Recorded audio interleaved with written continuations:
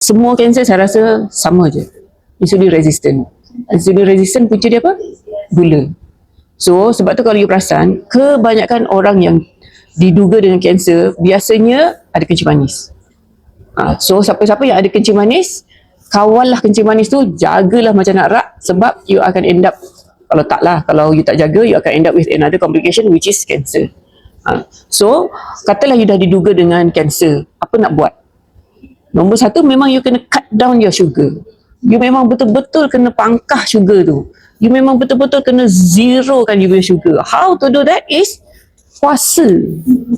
Actually puasa, sebab tu puasa ni Nabi dah suruh dah puasa.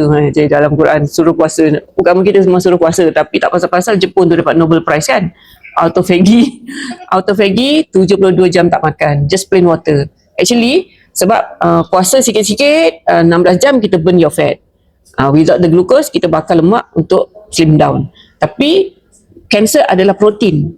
So you need to kill the protein, you need to chew the protein, churn the protein, kena at least 24 jam, 36 jam, 72 jam. Barulah badan kita akan cari sel-sel zombie yang berasaskan protein tu, dia akan makan. Sebab tu dia kata kalau ada cancer, don't worry, cancer boleh dirawat. Paling utama adalah fasting. Kena puasa. So kalau tak boleh puasa yang macam tu, tapi sepatutnya kalau memang betul-betul dia agresif nak buat, memang you have to control your sugar, dan you betulkan your aliran darah, you betulkan you punya nutrition, supply your body with good nutrients. Kita ada spirulina, aliran darah you kena full set alora.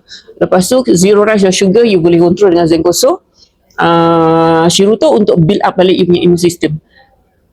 Shiruto pun dia akan, bahasa senangnya, makan sel kanser lah. Makan sel kanser, isolate yang sihat untuk lebih sihat, yang tak elok dia akan clearkan. Tapi you mesti combine dengan penjagaan makan tadi tu. Jaga tidur wajib. Asas kepada kesihatan, of course nombor satu, sleep. The 7 to 8 hours quality sleep. Lepas tu your nutrition, and then you punya exercise movement, dah baru you add on your supplement, your biohacking device, you punya alat-alat, mesin-mesin, gadget-gadget semua tu. So kalau kita fokus dekat yang atas je, bawah tak jaga, sebab itulah ada setengah orang ada improve, ada setengah orang ada good respond, ada setengah orang tak berapa.